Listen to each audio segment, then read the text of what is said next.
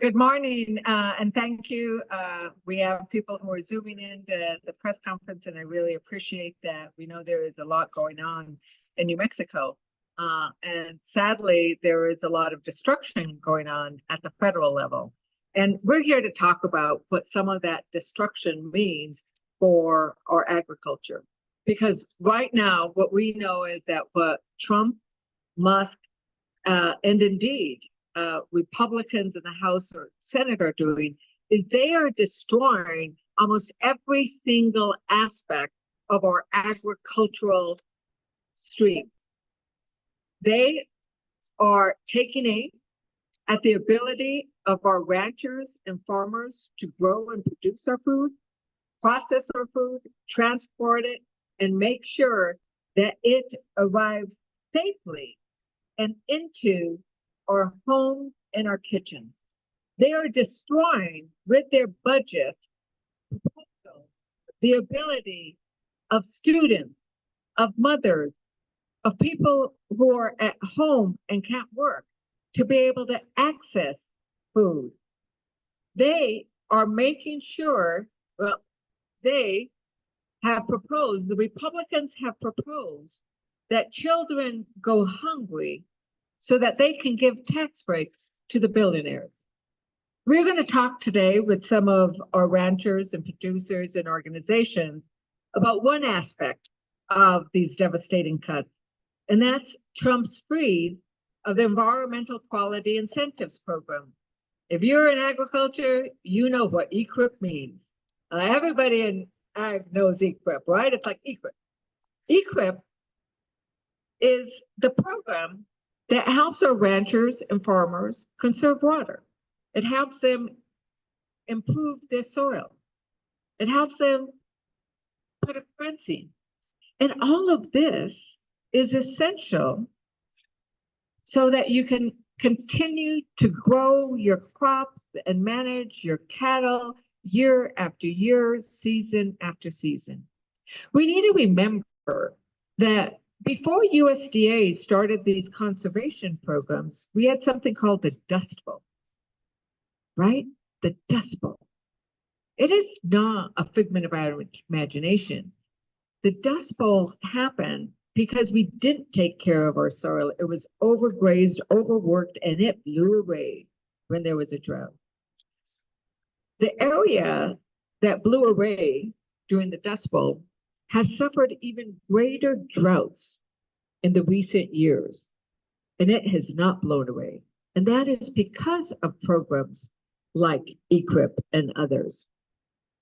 So we also know that that program has somehow become in the crosshairs, and there is a freeze on EQIP grants across the country. Now, some might say, USDA say, no, we're not cutting it. And it's only impacting this grant or that grant, but that is absolutely not true. And when you say we don't know if we are going to pay you for the contract that you have entered into with the federal government, you are creating a cut for the farmers and ranchers who have already spent their own money to live up to the obligation on that contract and now have to decide, do I continue with this obligation? Because if I don't, I have to pay the federal government back everything they've already given me. Or do I use the money to buy the seed I need for my next planting? Farmers and ranchers deal with uncertainty from the weather. They deal with uncertainty as to whether there will be enough rain, whether the snow will be just enough so that it nourishes the mountains and creates that water we need streaming down in our rivers, but not too much that it would kill their cattle. So they are used to uncertainty, but what they need is certainty from the government programs that they have committed to and that the federal government used to keep its word on. And that's part of a key thing of what we're doing here, is what Trump and Musk and people who know nothing about agriculture are doing when they cut the programs, when they freeze the funds, when they destroy our rural economy. They are not taking into account the destruction it does to the ability of the farmers to farm and do their job. They are not taking into account the spiral of harm that it causes, the snowball effect of when that rancher can no longer say, I am going to increase my herd. What happens when I don't have the cattle to take to Moriarty to get processed? And those workers in that meat processing plant who expected more cattle coming in, but they can't because we are cutting the federal funds that grow these foods. And these are the kinds of things that are grown, that are then sold in the farmer's market, that use double up bucks, that use the funding from so much of these programs that are being cut, that are being frozen. And the ripple effects in our economy are tremendous. I just came from a meeting where we talked with producers, we talked with the nonprofits, we talked with the farmers markets, we talked with the ranchers about what are the cuts going to do that the Republicans have put in their budget. And it is devastating. It is devastating. Some of the cuts of people that we've heard about is approximately, I can't read my numbers. Approximately, was it 37? NRCS staff. Where's my staff? 37? 35. 35. Approximately 35 NRCS staff cut. That's the Natural Resources Conservation Services. Natural Resource Conservation Service staff help ranchers and farmers figure out how to improve their soils. They approve the plans that ranchers and farmers have presented. They help people in the Hermit's Peak Cap Canyon burn scar develop their plans. When you cut that many NRCS staffers, you're going to grind to a halt our agricultural production system. You are going to grind to a halt our ability to actually deal with the devastation from the Hermit's Peak Cap Canyon fire. It seems to appear that Musk and Trump and that dodgy committee of theirs think that agriculture and food appear by magic. It's actually people who need to plant the seeds. It's people who need to harvest. It's people who need to drive those trucks. It's people that need to administer every single one of those aspects. Food does not appear by magic. Federal programs do not operate without federal employees. I'm so sick and tired of listening to Musk demonize our federal employees. I feel so bad for them right now. These are people who are committed to serving their community. And what they are doing right now is responding to the people that they have worked with for years and decades with text messages or over the phone saying, I'm not allowed to talk to you right now. I cannot comment. I cannot talk to you. I cannot talk to you about your contract. What Musk and Trump and the dodgy committees are trying to do is destroy the trust that normally exists in rural America. Because ranchers and farmers place their trust in where they buy their seed and who they're going to sell their product to. They place their trust in the federal government to live up to its obligations. And there is an insidious aspect to what the Trump administration is doing right now in terms of its desire to destroy our ability to trust the federal government. And when they're destroying that ability to trust the federal government, when they are increasing the uncertainty, they are increasing inflation, they're increasing the cost of everything. You know, some people say that this election was about the cost of eggs. Right now, you can't even buy eggs in some stores because there's nobody actually, they are cutting the people who would make sure that those eggs were safe. I met with a businesswoman and a baker in Tucumcari, and she pointed out how she can't find eggs in her community. She can't get it delivered without paying like $150 just for the delivery rate. She said she's having to travel to Texas to buy the egg she needs to keep her business going. And she is paying tenfold what she paid a few years ago or what she paid a few months ago. It's that kind of inflationary pressure that the tariffs are causing, that the cuts are causing, and that importantly, uncertainty is causing. I want to bring up to the podium some of the people who are impacted by these freeze, slowdowns, employee cuts.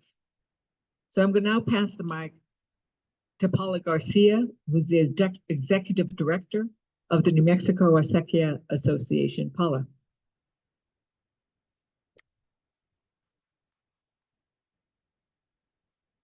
Buenos dias. Good morning, everyone. My name is Paula Garcia, and I'm the executive director of the New Mexico Acequia Association.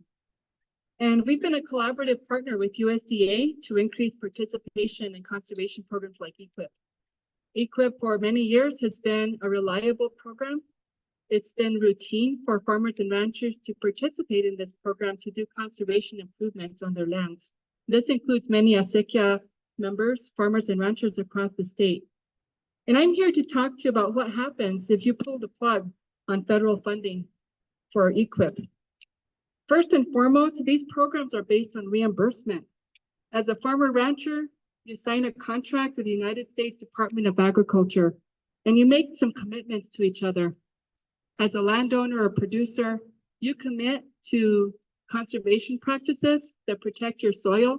You work with career NRCS staff to help you develop a conservation plan, how to improve healthy soils, how to conserve water. And the USDA commits to reimbursing you for your part of the expense. It's a cost share. You go in on this together, the landowner along with the United States government, and you sign an agreement. And you expect that agreement to be honored. Imagine for a minute that you are expecting to get reimbursed, and then the government of the United States of America fails to honor that agreement. That is where many of our farmers and ranchers find themselves right now. 2 years ago, our family completed an irrigation project with a cost share project from EQIP. That project will improve our irrigation and our crop yield in Mora County, where agriculture is a very important part of our rural economy. And the project cost us $30,000. In our world, that is a lot of money. If we had paid that and not gotten reimbursed, it would have been devastating to our family and to our farm. At the New Mexico Acequia Association, we know of some producers in New Mexico that are still waiting for their reimbursement because of Elon Musk's funding freeze. They're waiting for the United States government to fulfill their side of the agreement, their commitment and their promise. It is morally wrong for the president or the DOGE committee or whoever is making decisions to not fulfill this commitment. These reimbursements are deserved, they are part of a contract, and they are the right thing to do. We are asking that these funds be unfrozen and there be justice for these farmers who trusted the United States to be a partner with them in making improvements to their farms. These are the farms that feed our communities. They're the farms that feed our state and the farms that feed our nation. We're part of the fabric of our communities and part of the fabric of the United States of America, and we feed the people. It's very important that we remember that farmers and ranchers are foundational to the stability of rural America. And we've been relying on these programs for decades, and they've always been stable until now. And we want that program to continue. We want the United States to be a trusted partner in rural America. And we're here to call for that today. Thank you very much. So, earlier this week, I traveled to Roy, to Mosquero, to Tuncumcari. You know, I often talk about the fact that I have the largest rural district in America held by a Democrat, and it is beautiful.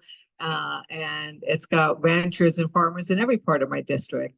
One of those, I went and met with the Arch Hurley Irrigation District. And they have, and Robert will tell us now the exact size of that district, but they have basically, I think it was a $45 million economic impact from the farms that are served by that irrigation district. A lot of the work that they've been able to do to be able to help those farmers with that irrigation has been helped by federal programs that they continue to rely on, and they're very worried about now. Because what happens if that federal funding is not unfrozen?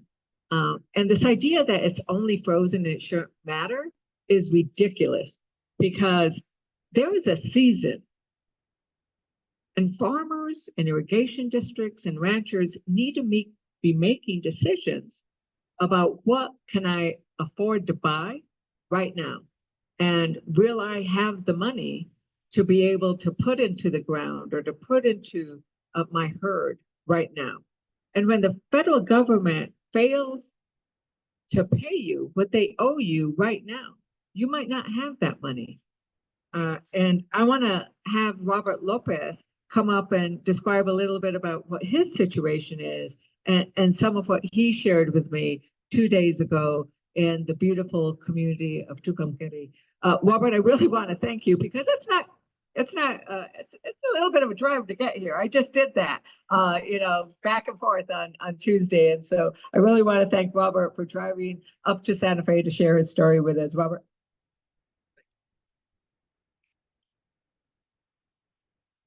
I guess I'm here I'm the example of what's going on right now in Washington. I started an EQIP project. I'm about 2/3 of the way through now, and I lack another, say $100,000 of completing the project. So I have to make the decision of completing the project, taking money out of my operating money that I would buy seed and fertilizer and water with, and gamble on whether it will be reimbursed to me. I know a lot of you don't farm, and you have no idea what the stress level is on a farm, not knowing what your crop's going to bring, whether you'll have a crop at all. So these federal programs are security that we have to improve our farms.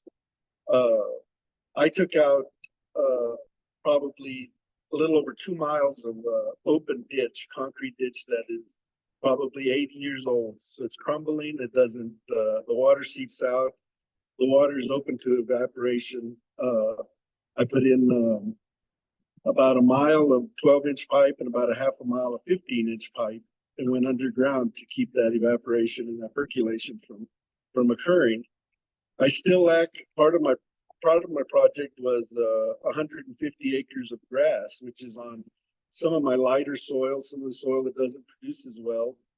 So the government will help us to put it back to grass, to eliminate the wind erosion, the water erosion, and to hold that soil. So that's at the point I'm in with my project, is the seeding the grass and putting a liner in a giant earth tank that I built. And I'm at a loss. I don't know exactly where to move from here. I know that I've signed a contract with the federal government, and that if I don't honor the contract, well, then I'm in breach. But my concern right now is the opposite way. I'm very concerned that the administration that we have right now is not taking into consideration the long-reaching aspects of their cuts. The guys like me that are on the ground, out in the field doing the work, are going to be impacted greatly by these cuts. A little reassurance, the Congresswoman said that they are not cuts, they're suspended. Well, in our eyes, that's the same thing. We're not getting our money when we need to, and I'm hoping to reach somebody that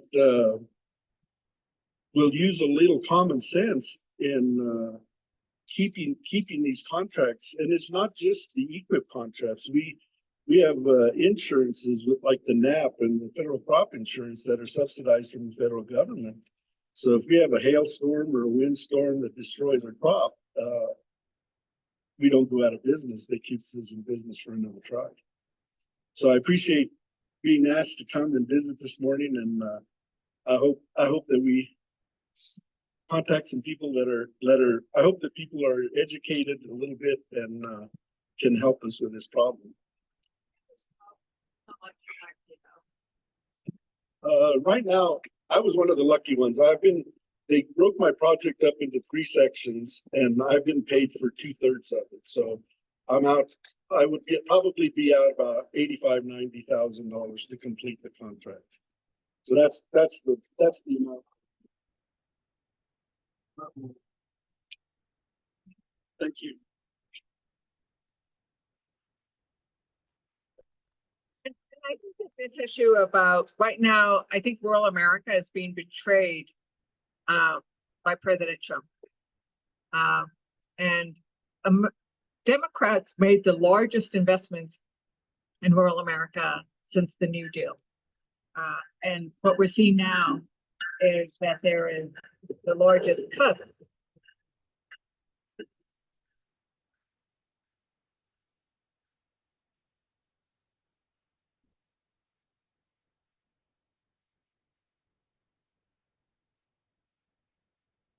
So the Biden administration and the Democrats in Congress made the largest investments in rural America since the New Deal in electrification.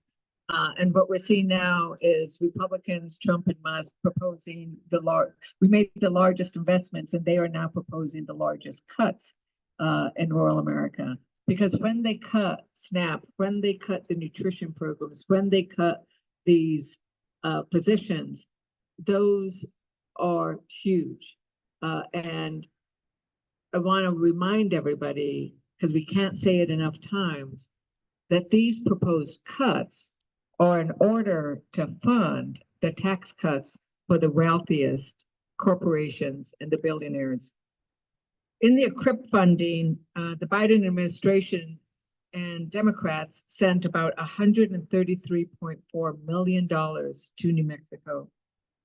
52 million in the past year alone. So you can see that this is a significant program for New Mexico. It affects ranchers and farmers across our state. I want to, including in our tribal communities, I want to call up to the mic right now Yvonne Benton, who's the agricultural manager at Zia Pueblo. Yvonne. Hello, everyone. Everything that everyone else has said, I agree with them. We do get funding from NRCS along with BOR. We do have an EQIP grant going that's going to be started here soon. And I called our grantor and she told me that it's still intact. So I'm glad about that, but that's for right now. I don't know down the road, we do depend on these grants to help our tribe out with different aspects of agriculture. One of them is ranching.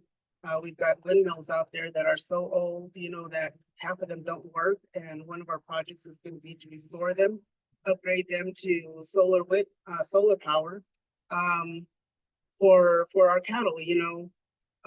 People are having to haul water out in 250-gallon totes, and sometimes they're driving over an hour just to get 250 gallons of water to their cattle, and them pouring it into their trough, those cattle are drinking it up before they leave. So they're taking 1-2 trips out a day, sometimes on the weekends, you know, and I think about them. So because of the distance, because of what they're paying for mileage, because of wear and tear on their vehicles, and because their animals don't have what they need to be healthy out there. So that's one of the projects that we have that's coming up. And I'm hoping it goes through because we really need that. Another project is for our farmers. You know, we don't farm commercially. We farm for our own selves. Our tribal members, they have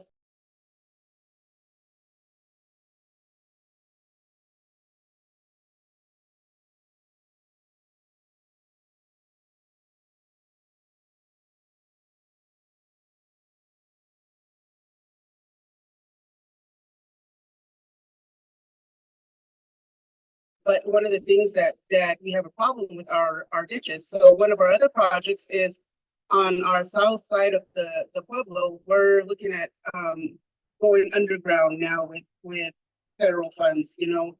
So I'm hoping that, like I said, right now everything is still intact. I'm hoping that it continues to be that way because we really need help with our farmers. Our ditches are bad and we're trying to get things done slowly but surely, you know. So yeah, that's really all I have to say right now. I agree with what these people have said, and we do need funding.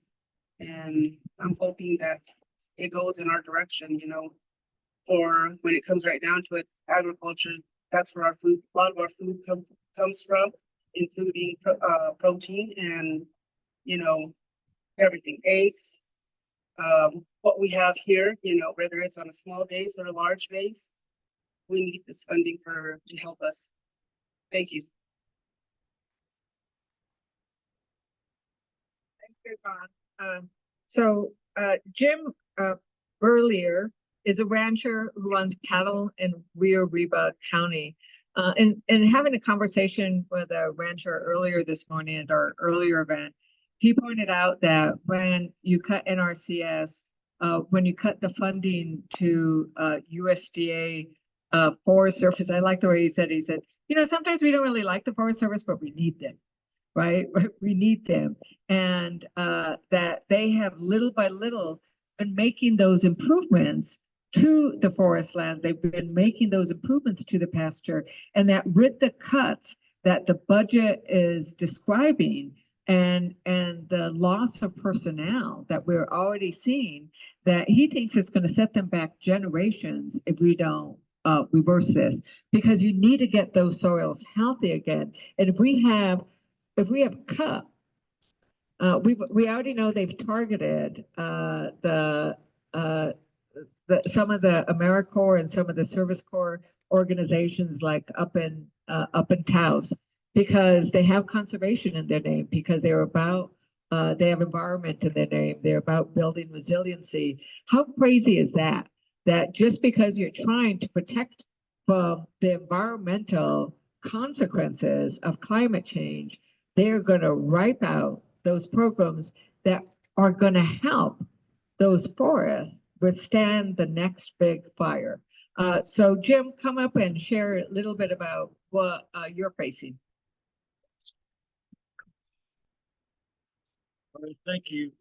As you said, Jim Burlier, and I ranch in New Mexico, have been for many, many years. I've been thankful to have these NRCS and all the USDA programs in effect. Through them, I've been able to survive. We don't necessarily thrive, but we can survive if we have these programs. And they're not grants, just money given to us. They're voluntary, incentive-based programs that encourage us to do conservation work on the land, which in turn improves our productivity and the quality of our products that we grow, whether it be cattle, produce, as you see here, or whatever the case may be. But these programs have just allowed me and many, many more like me to stay in business. We're just thankful for them. We're thankful that we have a Congresswoman here who's aware of what's going on, and that she'll be up there fighting for us. And we don't always know, because we don't always all get a chance to go up there and see what's going on. But this is a great time to get to see that she is concerned about it, and she's in position to be fighting for us in the Title II and the new Farm Bill, which this is included in. And we're just thankful to her for that. Thank you. And appreciate you all coming. If you have any questions afterwards, I'd be glad to answer them. Thank you. Well, thank you, Jim, and Robert really during Cruz. And this isn't just a New Mexico problem. This is nationwide. And indeed, it is a nationwide problem. And we'll be able to get you the exact cuts for each state and district. We're compiling them right now. But part of the reason we're doing this is we think it's important that New Mexicans know what's happening here. But we also are going to share these stories. I'm going to take these stories because my district looks like some of those Republican districts out there, right? And I'm going to take these stories and say, wait a minute, you need to be the kind of congressperson who's going to stand up for your constituents, for your agricultural communities against a Trump or Musk. I think we need three. We need three patriots. We need three people who are committed to standing with their community instead of Musk.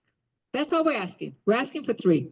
The House has a very slim margin, and if three Republicans stirred with Democrats, we could beat this back.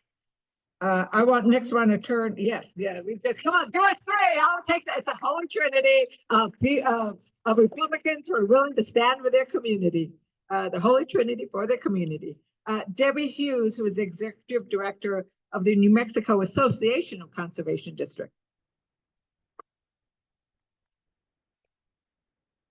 Good morning. First of all, I would like to thank Congresswoman Leger Fernández for being so passionate about this and for fighting for agriculture. We don't have a lot of champions, but she's one of our champions in New Mexico. The soil and water districts in New Mexico, probably half of them are co-housed with USDA, with NRCS. And so we know very well that cutting these staff is gonna hurt all of us. One of the things our association does is try to work with the state and the federal to bring more money to New Mexico. And we really appreciate all the money that Congresswoman has brought for the fire and flood rehab, Cap Canyon, Hermis Peak. And our association is working, utilizing some federal dollars that's so far are still here, but we're working to help improve all the acequias up in the Cap Canyon, Hermis Peak area. But we're just so glad it's so important because without these staff, without the people working for NRCS, we don't have enough people to actually go out on the ground with farmers and ranchers and figure out what kind of conservation practices we need to do. So thank you very much for inviting us and really appreciate all your hard work. Thank you. And I think we can take some questions and we'll open it up for that. Yeah, Cormac with the Santa Fe New Mexican. Thank you guys for doing this. We heard a little bit about acequias earlier, and one thing I wanted to ask you about, a representative, is whether you have any concerns about money funding for the two really large water projects that the state has going on, being at risk. I'm talking about the Poake regional water system and then the Navajo Gallup water system. Yeah. Do you have any concerns about those projects? Well, we have concerns about every single project because what we saw the Trump and Musk do was actually say they weren't going to fund projects that Congress, they weren't going to send the money out. They've frozen the money. They've slowed the money down of projects that Congress approved and reappropriated money. And back to a civic lesson for those two men is Congress has the power of the purse.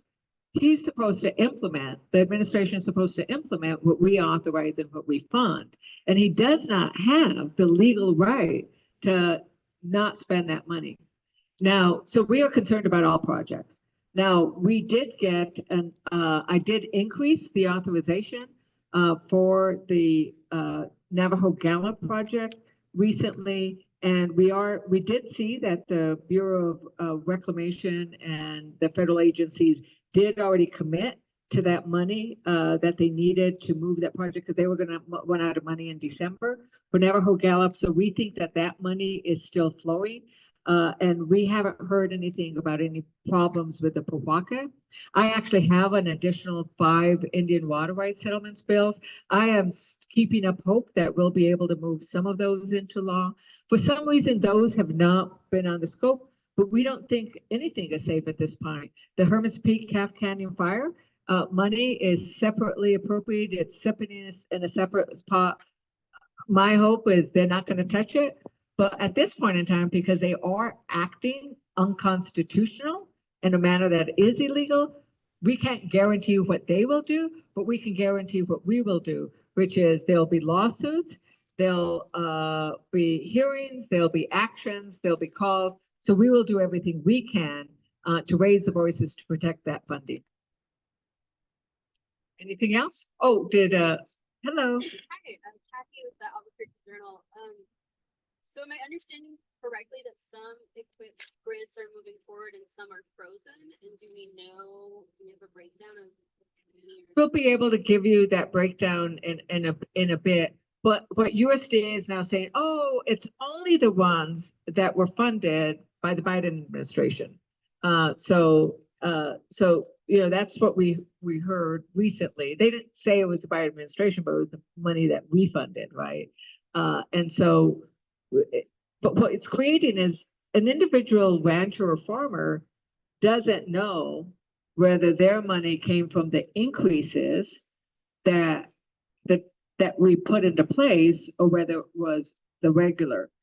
So we're trying to work that out. And part of the problem is that because they have cut positions and fired people, there is nobody to answer that question. You might have heard that from Robert, right? Have you gotten your calls returned? They're not returning calls. So we don't know which ones they have decided are old EQIP versus newly funded EQIP. So, that's one of the things we're trying to figure out. And they're not talking to us. Like normally, I always say that we're the WD-40 for the federal agencies because we have a special number. We call up, we unstick things, but they're not answering anybody's call. And I feel so sorry for them because these are people who are committed, but they have been told by the political nature is don't talk.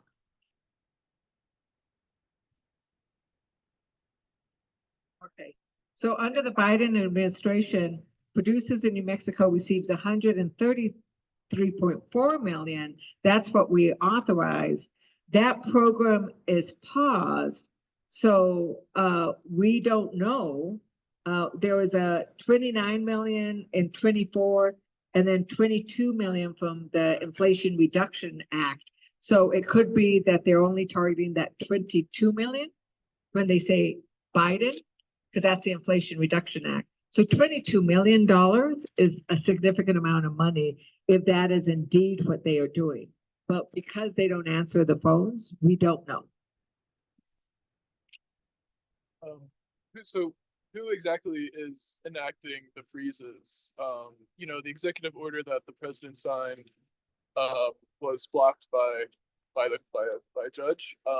And then I believe the Trump administration said that they were rescinding that order.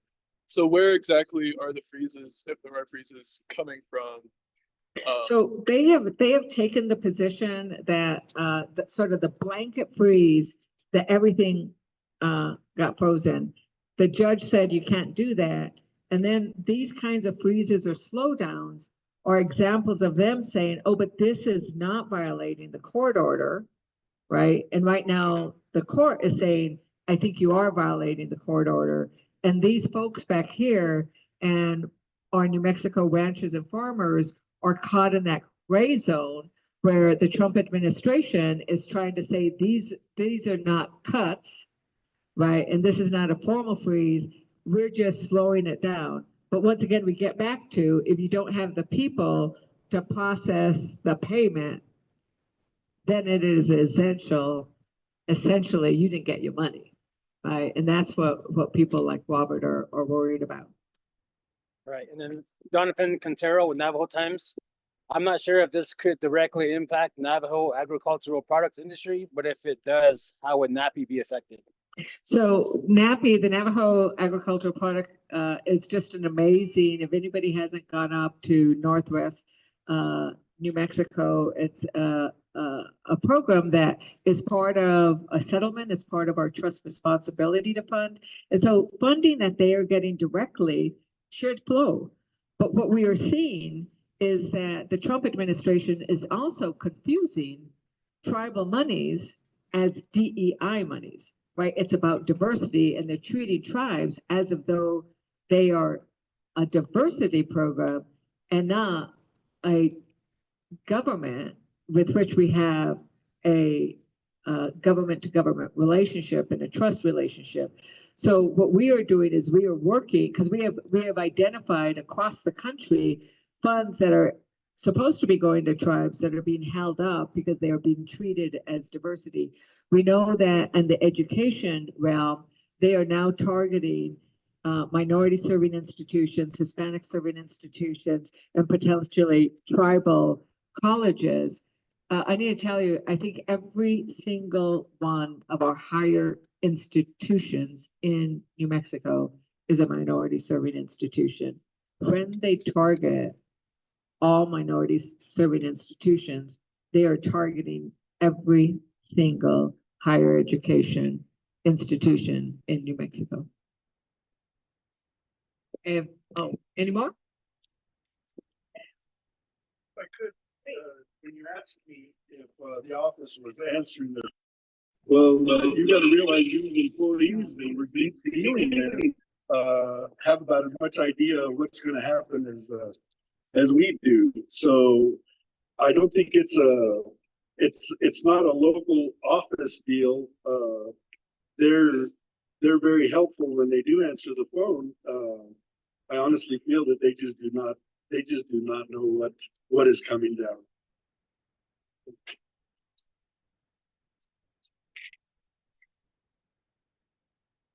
In regard to agency staff who are having to respond to our questions about the status of funding, I also wanted to share that our nonprofit has a cooperative agreement with NRCS to do outreach to communities, and we've been doing mainly disaster recovery for the past 2 years and working with acequia and producers on applying for disaster programs through NRCS.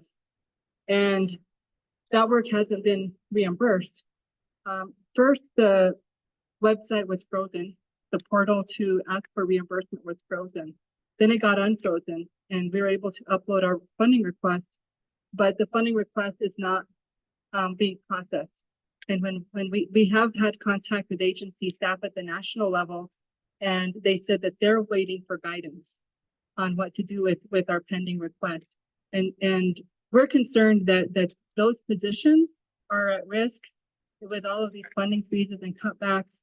They're civil servants, they're career professionals, and I think it hurts them as much as it hurts us to see these programs frozen. And the program that we're associated with in our cooperative agreement is called Equity and Conservation. And we think maybe it got caught up with the DEI sweep, where there's some perception that we're doing something, I guess, that's not in line with Elon Musk's idea of what government should be doing. But for us, equity means helping everyone in rural underserved communities. And the communities that we assisted with NMAA were Lincoln County, when they had the post-fire flooding in 2024, and in Rio Arriba, so the flooding that happened there in the summer of 24. And so that's the work that we're doing. And we don't consider that necessarily DEI. It's helping everybody that needs help. But unfortunately, the Trump administration and Elon Musk are taking issue with it. And never in my wildest dreams did I think that a billionaire would be calling the shots on the work that we're doing for the people in our communities and in our state.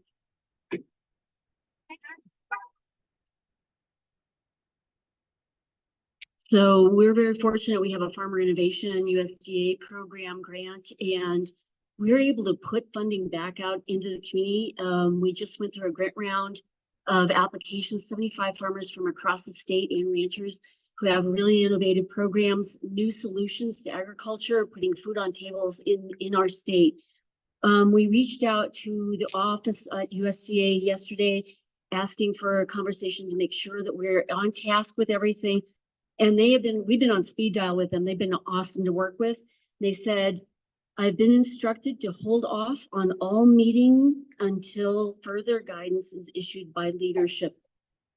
So unfortunately, we don't have that communication. And these are people we really care deeply about at USDA who've been incredible partners with us on new programs.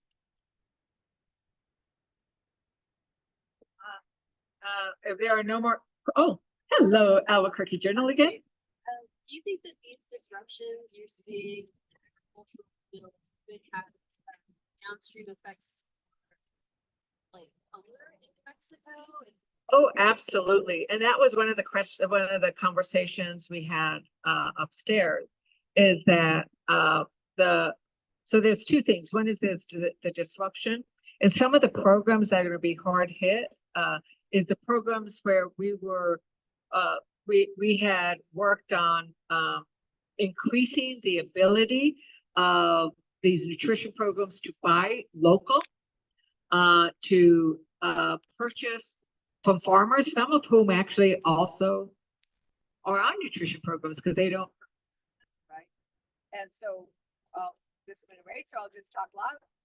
So we're seeing that is a very big concern.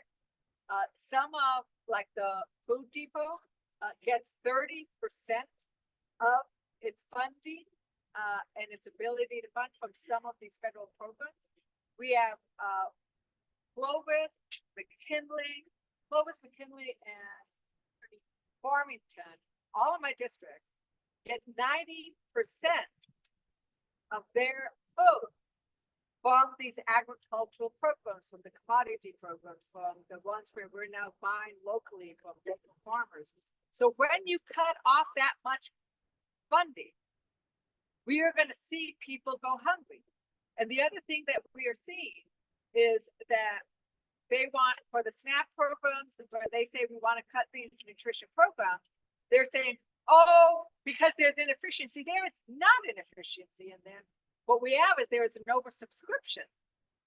And when they say we want to do work requirements, they have shown that people are already working unless they're disabled, their children, or they're disabled, their children, or they're elderly, they're homebound. So you have people who are already working and they say we're going to put work requirements. How are you going to put work requirement on that kid? How are you going to put work requirement on that 80-year-old? How are you going to put work requirement on the person who cannot leave their home? And so we know that if they do that, there is going to be a lot more hunger.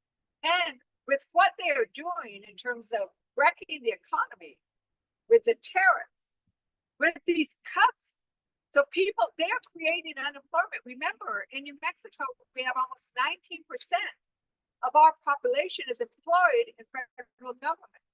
If they have these cuts, you're going to be increasing the demand for nutrition programs, and we're not going to see the ability. And as it was pointed out today, that we cannot rely on charity to pick up this amount. I think one of the numbers that we heard today was about a $300 million cut that we don't know who would make that up. Does the state have an extra $300 million? Probably not. Right? And once we get past, and that's the other thing about this uncertainty, is the state is doing its budget now, assuming that the federal government's going to honor its obligations. Right? And you just can't make up $300 million with charity. Just doesn't happen. Thank you, Mr. President. With that, I think the trend has decided that Congress is over.